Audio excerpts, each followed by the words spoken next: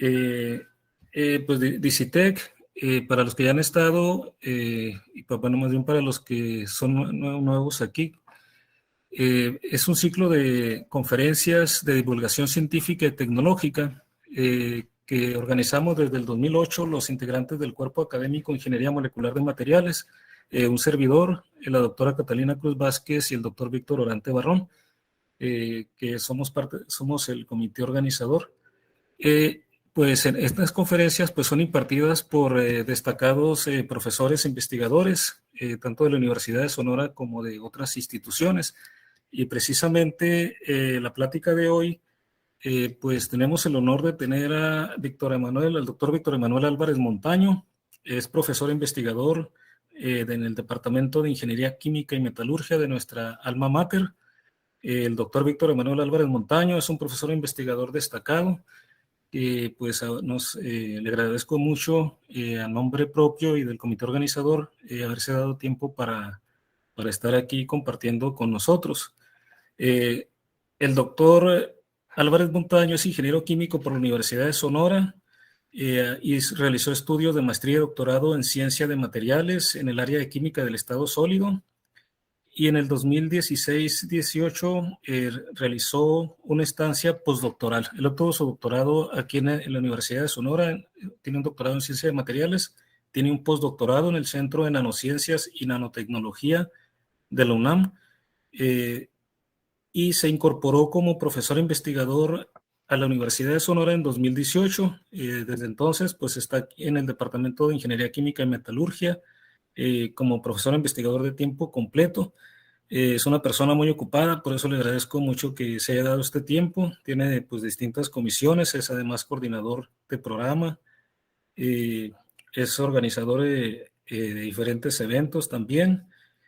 Tiene pues varias publicaciones científicas en revistas de alto prestigio a nivel internacional y es miembro del Sistema Nacional de Investigadores. Además, cuenta con reconocimiento con reconocimiento de perfil deseable PRODEP por parte de la Secretaría de Educación Pública, ¿no?, que se le otorga a los profesores que tienen un desempeño notable. Pues bueno, no hablo más. Aquí lo más interesante lo va a decir el doctor Álvarez Montaño, a quien le doy la palabra. Adelante.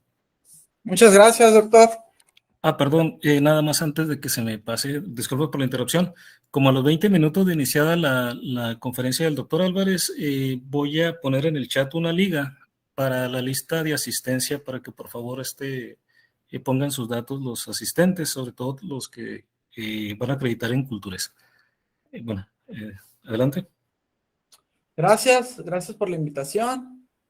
Voy a compartir ahora la pantalla, a ver si se puede.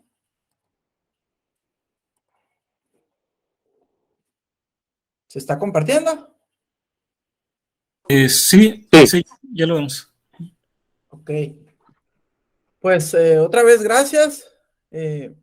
Cuando me hicieron la invitación, me dijeron que era una actividad de divulgación científica y yo hace tiempo hice una investigación sobre este tema de las superaleaciones y me dejó pues muy buena experiencia. Encontré, como decía por ahí el resumen, que se relacionan diferentes cosas, diferentes áreas que son integradoras de la tecnología y que pues vale la pena, yo creo, en una plática de este tipo mencionar. Entonces, pues muchas gracias y espero que les sea de utilidad lo que vamos a comentar aquí, que pues van a ver ustedes que es bastante general, ¿verdad? Pero creo que puede ser de utilidad para ustedes. Y bueno, quiero comenzar pues con la imagen que vemos aquí en el título, ¿verdad? Le pusimos así porque estos materiales, superaleaciones, realmente que están presentes en la industria aeroespacial y también en todo tipo de turbinas, por ejemplo, de generación de electricidad, ¿no? Y bueno, hay unos aviones aquí muy con los que se ha invertido mucho dinero para su desarrollo, y pues la parte donde hay altas temperaturas definitivamente están estos materiales. Y aquí vemos algo de microestructura que vamos a comentar a continuación. Entonces, pues las superaleaciones son, como el mismo nombre lo dice, son aleaciones metálicas, principalmente base níquel, hierro, níquel y cobalto, que se forjan de diferentes formas, ¿verdad? De las técnicas que utiliza la metalurgia a temperaturas superiores a 550 grados y tienen la característica de que son resistentes a alta temperatura y a la termofluencia. Ahorita vamos a mencionar algo sobre esta propiedad. Básicamente se desarrollaron buscando resolver problemas relacionados con la necesidad de materiales que pudieran funcionar a altas temperaturas y para esto se añadió cromo y hierro y cobalto al níquel. Durante la Segunda Guerra Mundial también tuvo un auge importante los motores a reacción o turborreactores, como también se les conoce, donde las primeras aleaciones pues eran base cobalto, ¿no? Básicamente estas superaleaciones junto con la industria de los aceros y de los aceros aleados y todos estos metales con altos números de componentes, se fue desarrollando pues el siglo pasado, iniciando con sistemas binarios. Yo aquí pongo una imagen de que se imaginen ustedes agarrar dos metales como el níquel y el cromo y empezar a estudiar pues los efectos que hay al mezclarlos, o el cromo y el cobalto. Esto desde 1906, fíjense. Y luego, pues se fueron añadiendo más elementos, por ejemplo, pensando en sistemas ternarios, que si alguno de ustedes ha visto cómo se representa esto en la práctica, pues se representan como con triángulos así, ¿no? Donde hay tres elementos, en este caso níquel, hierro y cromo, y una serie de parámetros ahí, la temperatura, etcétera. Y luego pues se le fueron incrementando, por ejemplo, al níquel se le agregó hierro, cromo, cobalto, molibdeno y así, ¿verdad? Convirtiéndose en sistemas cuaternarios, como algunos que se ven acá a la derecha, que ya se empiezan para poderlos describir en 3 dimensiones, y pueden ser sistemas quinarios, cenarios, y así sucesivamente va creciendo el número de componentes. Realmente, la mayoría de las superaleaciones constan entre 10 y 15 más o menos elementos aleantes, algunos en bajas proporciones. El principal es el níquel. Y aquí están algunos ejemplos de aleaciones que uno puede encontrar en manuales de diseño, unas que se llaman Asteloy, Cinconel y otras más, ¿verdad? Y que tienen aplicaciones ya presentes en la industria, por ejemplo, en diseño de equipos, para situaciones especiales, y aquí podemos ver algo de la composición que presentan, ¿no? Pues la aplicación principal de estos materiales ha sido en las secciones de alta temperatura de los motores de las turbinas de gas de los aviones, ¿sí? Pero también se han encontrado un montón de aplicaciones en reactores nucleares, en hornos industriales, intercambiadores de calor, equipos de la industria petroquímica, en turbocompresores para automóviles, en dispositivos biomédicos. Tienen una característica pues que vamos a empezar a describir, ¿verdad? Pero básicamente es que a alta temperatura pues son muy resistentes a la corrosión y a la fluencia. Y generalmente en la industria podemos encontrar ciertos problemas donde a veces este tipo de conocimientos les pueden ser útiles. Por ejemplo, este es un horno de hogares múltiples que se utiliza para pues la calcinación de minerales sulfurados en un proceso para obtener en general óxidos metálicos, ¿verdad? A partir de sulfuros. Entonces, imagínense estos hornos.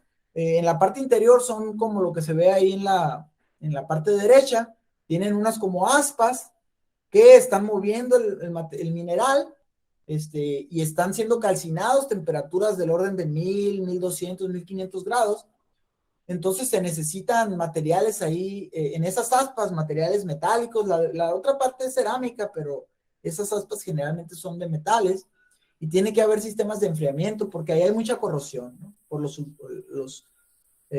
la calcinación del sulfuro ahí, pues la tostación más bien dicho. Y bueno, uno de los materiales que se nos puede venir a la mente, aunque son caros, pero quizá podrían participar en estas partes, ¿verdad? Algo de historia breve, ¿verdad? De 1929 más o menos, una serie de investigadores patentaron la adición de pequeñas cantidades de titanio y aluminio a una aleación llamada Nimónico 80, con la que pudieron aumentar la resistencia. Pero fue hasta 1930 más o menos, ya que se inventó el microscopio electrónico, cuando se pudieron realizar investigaciones más serias sobre qué es lo que estaba provocando estos efectos, y encontraron la precipitación de una fase gamma prima, que le llaman, bueno, es un compuesto intermetálico en proporción 3 de níquel y 1 de aluminio, y también puede llevar titanio.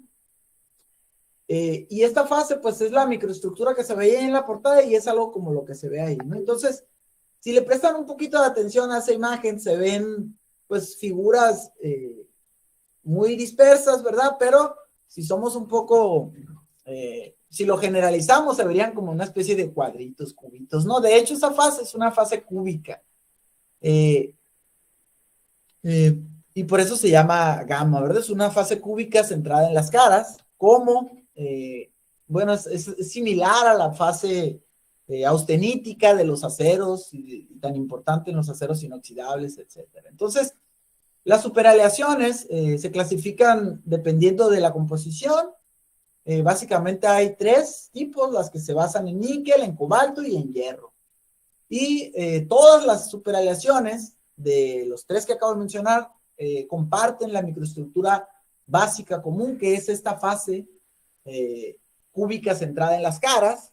Es la fase gamma, que les comento, ¿verdad? Y es la causante de estas propiedades que vamos a mencionar, o que ya estamos mencionando. Y bueno, los investigadores notaron que al agregar cromo al sistema se logró buena resistencia a la oxidación a altas temperaturas, y al añadir titanio y aluminio se formaron precipitados que refuerzan las propiedades mecánicas. Entonces, esta fase, como les digo, cúbica, tiene la característica, y esta es la microestructura pues, que se ve más común, ¿verdad? Tiene la característica, es estable a altas temperaturas, y tiene una característica diferente de otras fases y de otros materiales, y es que su límite elástico aumenta con la temperatura. Si se acuerdan, ahorita vamos a mencionar algo sobre eso, el límite elástico, pero pues el límite elástico es, digamos, el parámetro sobre el cual ya no se puede subir el esfuerzo sobre un material, porque habría deformación plástica. Pero si un material está siendo sometido a un esfuerzo constante o variable, pero a alta temperatura, o se va aumentando la temperatura, pero si el límite elástico se va aumentando al mismo tiempo que se va aumentando la temperatura, eso, si se lo imaginan, es algo interesante, porque pues no se llegaría a una zona de deformación plástica, y es algo extremadamente importante en pues estos sistemas de las turbinas y cosas así, ¿verdad? Entonces, esta característica que tiene esta fase permite el límite elástico de la aleación hasta unos 700, 800 grados.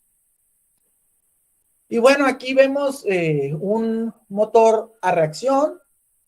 Básicamente, explico brevemente lo que sé sobre estos sistemas, ¿verdad? Son los que hay en los aviones, bueno, hay diferentes, ahorita vamos a mencionar uno, pero básicamente ese es el sistema que hace que los aviones se muevan, que vuelen, de propulsión, y lo que tiene diferentes zonas, una zona de admisión, toda la parte izquierda, digamos, que se ve aquí. Déjenme ver si puedo poner un... un puntero aquí. Toda esta parte es la admisión y compresión, o sea, esto es un compresor, ¿sí? Por aquí entra el aire, y es comprimido a través de este sistema, y aquí hay una zona de combustión en donde se inyecta el combustible de los motores, ¿verdad? Entonces aquí los gases de combustión salen por esta turbina a muy alta temperatura y al salir por esta turbina, pues mueven esta turbina que está conectada a través de una flecha hacia el compresor y al mismo tiempo pues que salen, mueven la flecha y accionan el compresor que a su vez también se acciona con el aire que está entrando. Entonces esto es como un sistema de alguna manera autosostenible, ¿sí, no? Que pues por un lado está moviéndose la flecha, pero también por el otro lado el aire está moviendo todo el sistema, ¿no? Y bueno, una de las características importantes aquí es que los gases de salida acá, que tienen este principio, ¿verdad? Sencillo, el principio de acción-reacción, ¿verdad? Acá salen con un montón de fuerza, el gas, los gases de la combustión, y entonces eso es lo que impulsa el avión, ¿no? Lo que sea. Ahora, aquí en estos sistemas se requieren un montón de materiales, pero de lo más importante que podemos mencionar aquí es que en esta zona, la zona de la turbina y a la salida de los gases de combustión, es donde se requiere la resistencia a la mayor temperatura que se pueda. Esto no nada más es porque, digamos, la temperatura sea alta ahí, sino, de hecho, los estudiosos de estas cosas han encontrado relaciones matemáticas, ¿verdad? En las que la temperatura, entre más alta sea la temperatura de la salida de los gases aquí, mayor va a ser la eficiencia de estos sistemas y por lo mismo, mayor va a ser la capacidad para, pues, tener una mayor velocidad o llevar más carga, etcétera. Entonces, se requieren altas temperaturas aquí en esta zona y es precisamente en donde se utilizan estos materiales que estamos hablando en esta ocasión, ¿sí? Aquí tenemos una tabla donde se habla de la evolución con el tiempo, ¿verdad? De la temperatura en los gases de la entrada de la turbina. En los 50, vean que la temperatura que se podía lograr, pues, en las turbinas, a la entrada era de 800 grados, y eso fue incrementándose precisamente a raíz de la investigación en estos materiales. Hasta en la actualidad, hay turbinas, ¿verdad? Hay que pueden alcanzar estas temperaturas, ¿no? Y todavía mayores, pues estos datos no están tan actualizados. Entonces, bueno, esta es una imagen ya de cómo se ve uno de estos turborreactores, pero este es un turborreactor muy viejito. Bueno, no muy viejito, pero de los 50, pues no moderno. Y pues básicamente vemos lo que acabamos de mencionar, ¿no? Las diferentes componentes. Estos, aunque se vea viejito y todo, o pareciera, pero son de aviones importantes militares de esa época, ¿no? Y bueno, ustedes han escuchado también de seguro de los que les llaman turbofan. Estos son las turbinas, son iguales que las anteriores, pero son más eficientes que la anterior, y por lo mismo son las que utilizan todos los sistemas de aviación comercial. La diferencia que tienen básica es toda la parte interior es igual, pero tienen un ventilador, ¿verdad? Como es lo que es la parte del turbofan, que tiene salidas externas a la turbina, y esto aumenta la eficiencia. O sea, aquí entra aire y sale por aquí mismo, por afuera, sin pasar aquí adentro del sistema. Entonces, este aire aumenta la eficiencia de estos sistemas, ¿no? Pero igual, también se requieren un montón de materiales de alta temperatura. Bueno, aquí nada más hablando de aviones, pues acaban de inaugurar el Aeropuerto Internacional en México, ¿verdad? En la Ciudad de México. Y hay un documental muy bueno ahí de cómo se elaboró, que se los recomiendo a todos ahí. Ya lo vi, está bastante interesante. Y bueno, en esta lámina vemos la presencia de los materiales más importantes en estos sistemas de turbinas. Vean que el níquel y materiales base níquel están en toda la zona más caliente que ven acá, ¿verdad? Y el titanio pues está en la zona de ingreso, ¿verdad? La zona de compresión. Y pues también no nada más metales son de importancia en estos sistemas, sino también materiales compuestos. E incluso están tratando de utilizar materiales compuestos en esta zona también, ¿no? En la zona de compresión. Aquí podemos ver una gráfica del comportamiento de la resistencia de diferentes materiales de los que estaban anteriormente, y podemos ver que con la temperatura de los que mantienen más constante resistencia, pues son las aleaciones de níquel hasta altas temperaturas. Si se fijan, los aceros pues no son competitivos con el níquel en, digamos, en este sentido, ¿verdad? Claro, también los aceros son más, bueno, la mayoría son más baratos. Y bueno, vemos acá por acá el aluminio, que claro, cada uno de ellos, por eso tienen sus aplicaciones importantes, ¿verdad? No siempre queremos, no porque el níquel tenga las mejores propiedades, digamos, lo vamos a usar en todas partes, no, porque también hay otros factores aquí que son económicos, ¿verdad? Entonces, generalmente en esta zona, como las temperaturas no son tan altas, se utilizan aleaciones níquel-hierro, con las que se baja el costo de los materiales que se van a producir, y evidentemente también las propiedades se reducen, pero no son necesarias. Entonces, donde sí se necesitan, pues hay que utilizarlas, ¿verdad? Y en esta lámina nada más quiero indicarles pues que lo más probable, ¿verdad? Que cualquier sistema que ustedes visualizan en la tecnología moderna de cualquier compañía, si hay algo en los que se están máquinas de combustión del tipo de motores de turborreactores y así, siempre va a haber superaleaciones presentes. Hay ciertos criterios de selección que les mencionaba. Por ejemplo, si se trata del costo, ¿verdad? Pues primero te irías por el acero, después el níquel y al último el titanio, pues sería el más caro. Pero en cuanto a otros factores, ¿verdad? Por ejemplo, el níquel. El níquel es más pesado que el acero y que el titanio, ¿verdad? Más o menos una densidad de casi de 8 por ahí, 8 gramos sobre centímetro cúbico, un poquito más que los aceros, y el titanio pues es mucho más ligero, ¿verdad? Es de los metales ligeros. Y ustedes saben que el peso es un factor muy importante en la aviación, y aún así está presente ahí. ¿Por qué? Por esto, ¿no?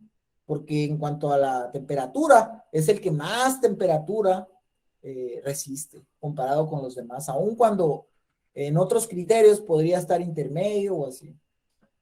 Y bueno, pues esta es nada más una imagen de cómo se ven estos mismos sistemas para aviones más modernos. Y aquí tenemos una tabla también de la resistencia ambiental y la solidez de varias familias metálicas. Y si se fijan aquí, básicamente en el tope acá, tanto en la resistencia a la oxidación como en la resistencia al creep, que es a la fluencia, a alta temperatura tenemos a las superaleaciones.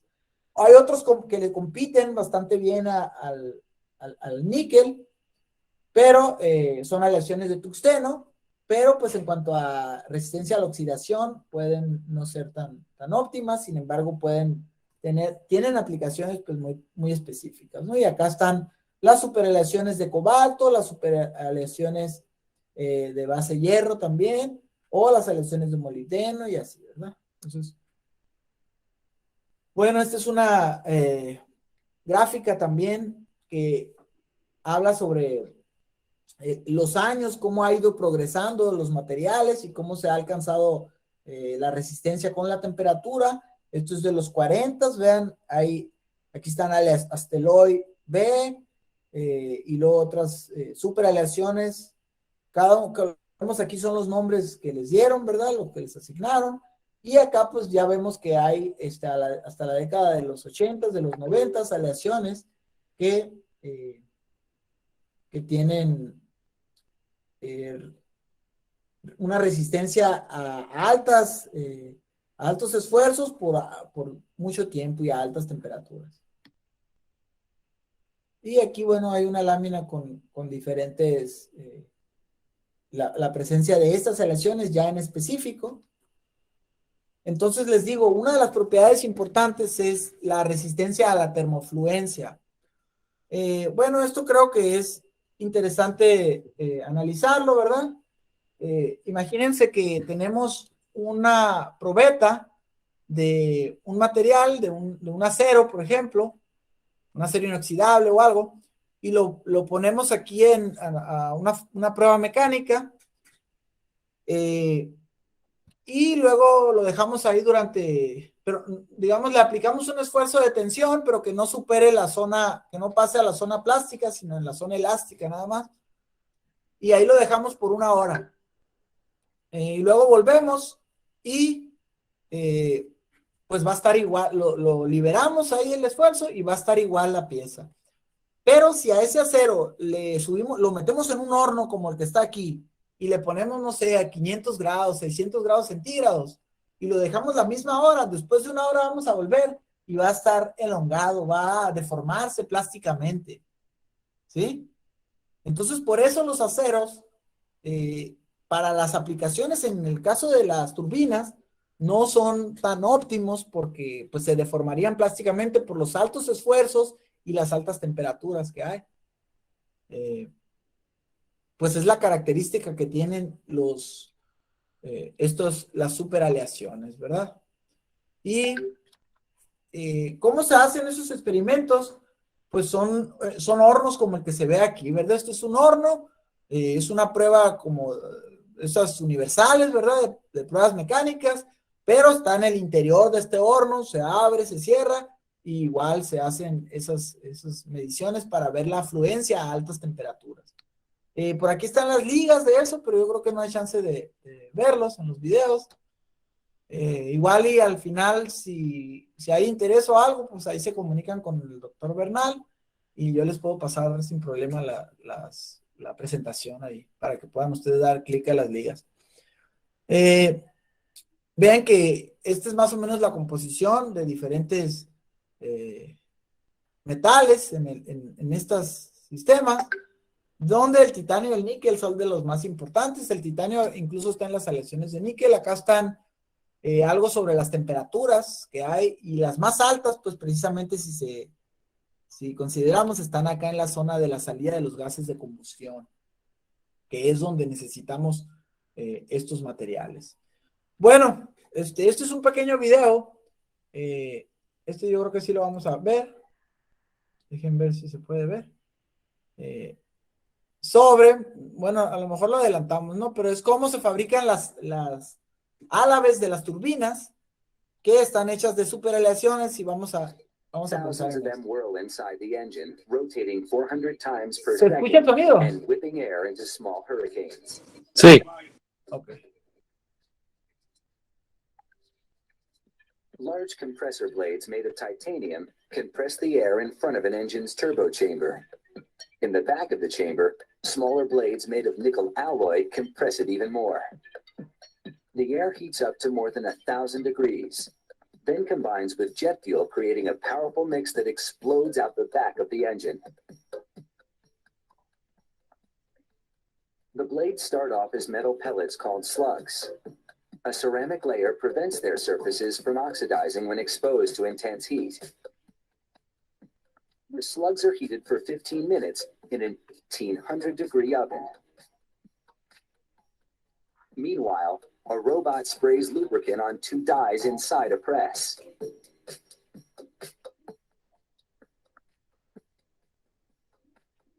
The robot retrieves the slugs and loads them in the first die. The press applies over 1,000 tons of pressure to preform the metal. The robot then transfers the slugs to the second die, where they take the initial shape of the blade. The blades are dipped in water to cool.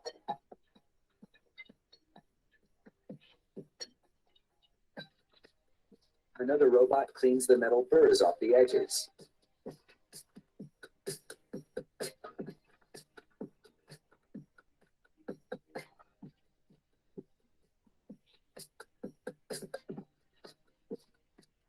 The blade is now an airfoil.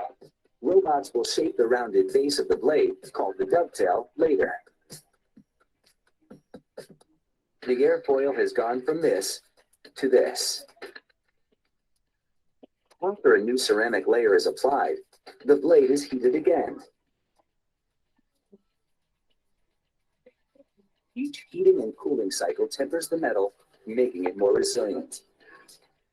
Almost 1,800 tons of pressure gives the airfoil its final shape. A trimmer shaves off the excess metal. The searing heat has turned the protective ceramic layer into glass. That will come off later.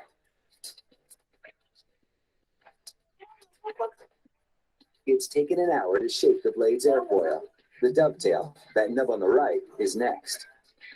But first, this measuring machine inspects the airfoil. If any measurement is off by just half the thickness of a human hair, the blade doesn't make the cut.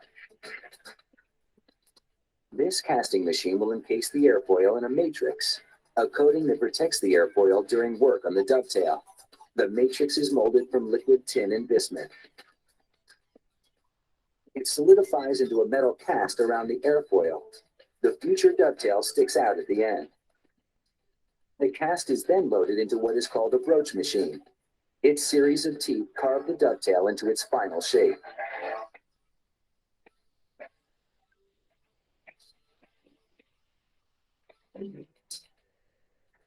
Now the cast can come off. A worker loads it onto the removal machine, and a hydraulic cylinder hits the cast at its weakest point, breaking it in half. The finished airfoil emerges unscathed.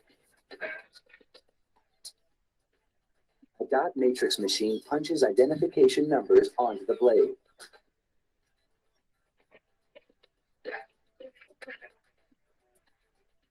Next, the blades are submerged in a fluid that penetrates any flaws in the metal. This inspection is critical, because even the tiniest nick can spell disaster when a jet's engines are working at full speed. Inspectors examine the blades under a black light. This one's perfect, but spots of fluorescence on this one indicate microscopic cracks and weaknesses. This one gets rejected. Pues ahí está, ¿verdad? Ahí vemos cómo hay ciertas cosas que hay que pues analizar, ¿verdad? Con las superaleaciones, por ejemplo, los tratamientos térmicos, un proceso bastante tecnológico y complicado. Pero vean que dentro del estudio de estos materiales encontramos aplicaciones comunes de la tecnología, por ejemplo, de pruebas no destructivas, ¿no? Como la inspección magnética que veían ahorita en la parte final para el control de calidad de estas piezas, pues, que son las álabes, ¿no? De las turbinas, las sumergen en un líquido, ¿verdad? Y aquí están las ligas, bueno, para entender un poco estas técnicas no destructivas, donde no se ven fracturas o fallas, se pueden identificar con estas técnicas, ¿no?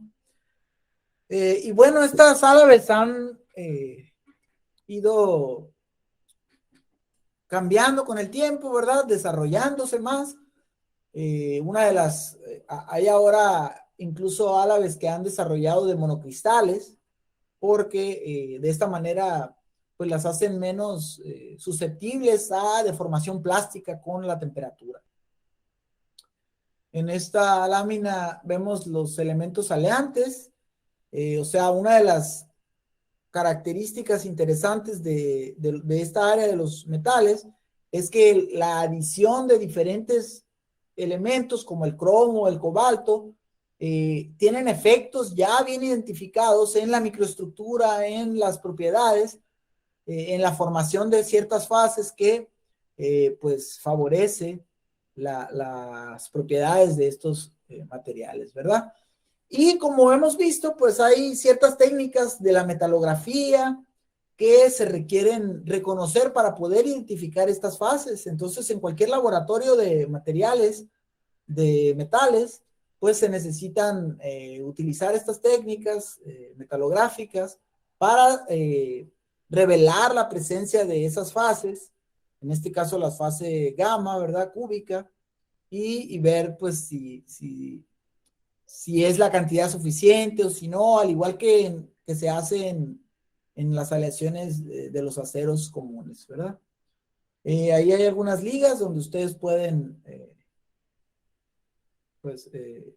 aprender un poco más sobre estas técnicas. También la microscopía electrónica de barrido es muy importante para estos análisis, y también aquí hay algo de esto. Esta es una tabla de las composiciones de diferentes superaleaciones basadas en níquel, basadas en hierro-níquel y basadas en cobalto, ¿verdad? Las que mayores temperaturas alcanzan, ¿sí? Son las basadas en cobalto. Y bueno, pues se usan en ciertas partes, igual son níquel, también tiene níquel, pero son... si se fijan, acá hay unas de 10%, 20%, pero son,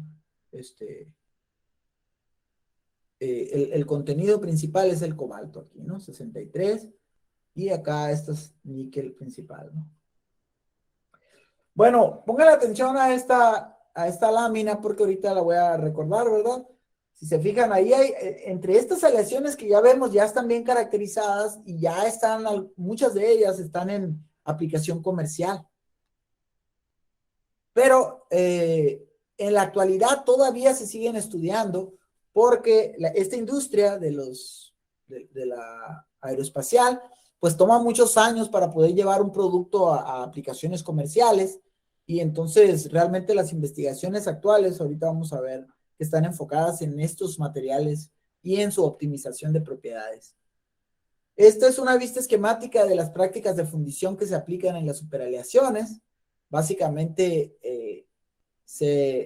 el corazón de cualquier sistema, si ustedes quisieran fabricar una superaleación o hacer modificaciones a superaleaciones actuales, como lo que se está haciendo en las grandes compañías, ¿verdad? Y en las universidades que están trabajando en esta área, necesitan un horno de inducción al vacío, porque todos estos elementos, pues obviamente en condiciones de aire, pues se oxidan, ¿no? Entonces necesitan trabajar en estos hornos de inducción al vacío, que son como este que se ve aquí en este esquema, ¿verdad? Es un sistema totalmente al vacío en el que en la parte interior está el metal fundido y a través de un filtro cerámico se puede vaciar para colocar en un molde y ya darle la forma deseada, que después se ha de maquinar.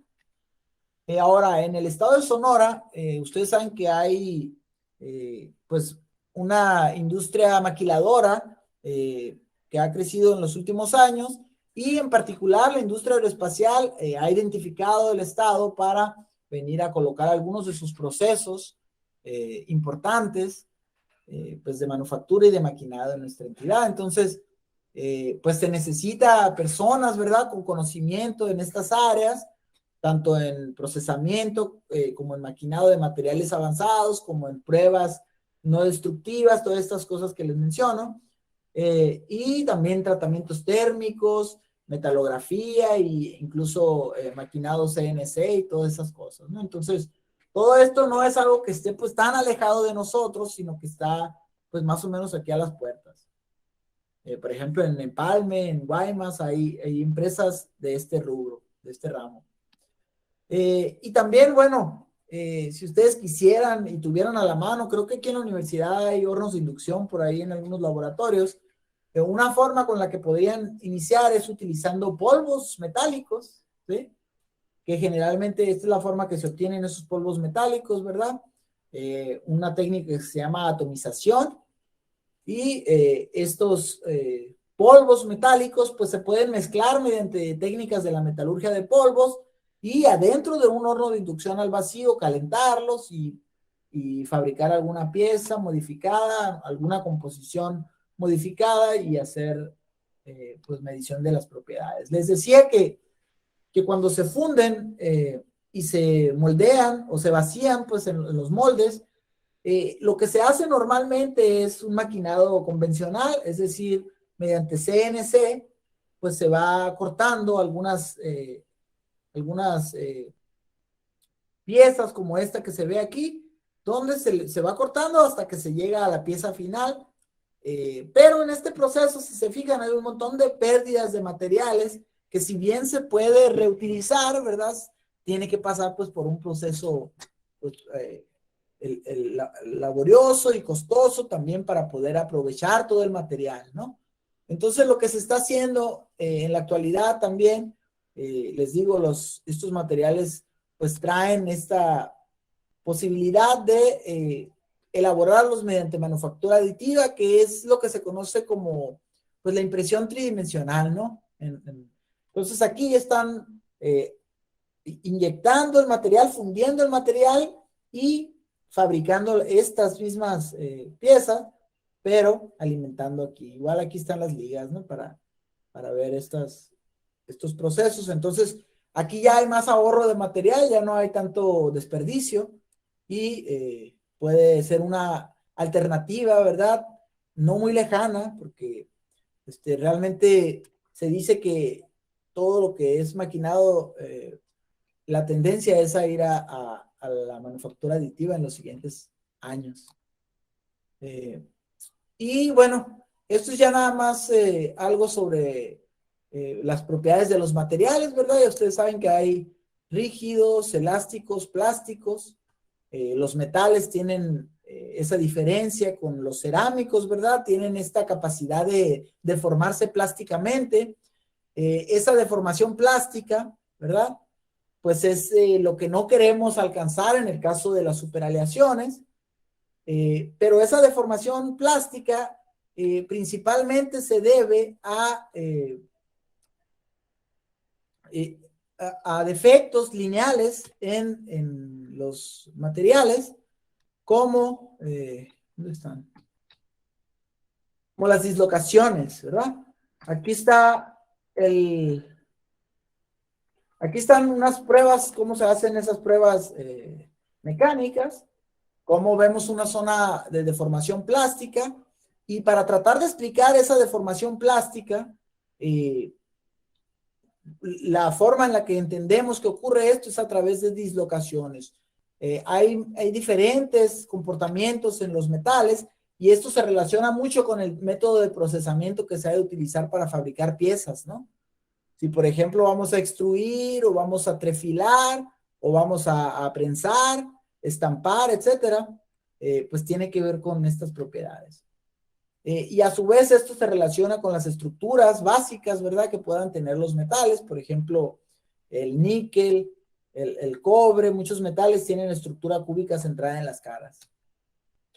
Y bueno, estas dislocaciones, les digo, se relacionan con esta deformación plástica. Entonces, para evitar esta deformación plástica, lo que hacemos es tratar de truncar estas dislocaciones, y es lo que hace la fase gamma en las superaleaciones. Esos cuadritos que ustedes vieron en la microestructura, como que detienen estas dislocaciones y pues no permiten que el material se deforme plásticamente.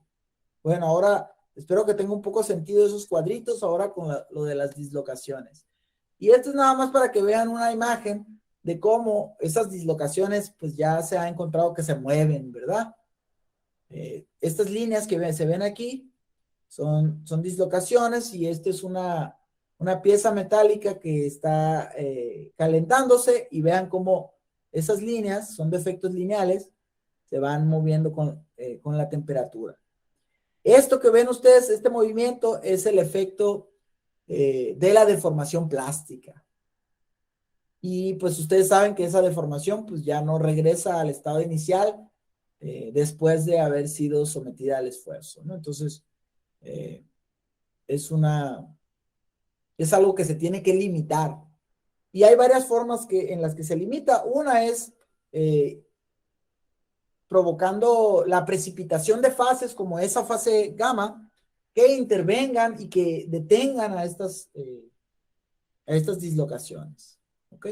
Y otras más, ¿verdad? Relacionadas con cuando yo les decía que se han hecho álabes de monocristales, porque los tamaños de granos influyen en el movimiento de estas dislocaciones. Entonces, sobre todo a través de las interfaces entre los granos. Entonces, si tú haces un monocristal, pues no tienes más que un solo grano, por así decirlo, y entonces no hay movimientos de dislocaciones prácticamente, ¿no? En los límites de grano. Bueno, esto ya es nada más, este es un avión, como les digo, un B2, perdón, Spirit, muy famoso en el mundo, ¿verdad? Porque es un avión que costó, no recuerdo si 1,500, casi los 2,000 millones de dólares. Y más, ¿verdad? El desarrollo. Entonces, un avión como estos valen un montón de millones de dólares, así, miles, como les digo. Y en su interior, pues, gran parte de su desarrollo tiene que ver con las superaleaciones en cuanto al desarrollo de las turbinas, pero no nada más a ellas, sino también un montón de materiales compuestos, ¿verdad? Y diferentes materiales que se han invertido en estos. Ahora, bueno, esto es un caso, esta imagen es del primer vuelo público, ¿no? En el 89, del siglo pasado, y en el 2008 hubo un accidente de uno de estos aviones, o sea, que se perdieron ahí como unos más de $1,000 millones cuando se cae uno de estos sistemas, ¿no? Dicen que el mantenimiento nada más de estos equipos cuesta millones de dólares mensuales. Y bueno, la falla en general se dice que en este fue una falla no de índole de los materiales, sino más bien de los sensores. Entonces, pues ahí está, ¿no? Las investigaciones actuales en las compañías, como el Rolls Royce y todo eso, ¿verdad? Prácticamente están solamente enfocados a la modificación de las superaleaciones actuales. Como les decía en la tablita anterior, que veíamos diferentes superaleaciones que ya están en la práctica, lo que están haciendo ellos es modificar esas superaleaciones que ya están funcionando y viendo los efectos en el forjado o en los tratamientos térmicos para la formación o mejora de las propiedades. Es decir, casi no están buscando nuevos materiales que formen superaleaciones, porque toma demasiado tiempo pues el llevarlo a la práctica. Entonces así está esta industria, ¿verdad? Y esta área de investigación. Entonces vean que si ustedes quisieran hacer algo sobre esto, pues lo mejor sería agarrar algún material de los que ya están aplicándose y hacer alguna modificación de acuerdo a alguna idea que se tuviera, ¿no? Y bueno, es algo similar que también podríamos adaptar a otras áreas de la investigación, como los que trabajamos en cerámicos.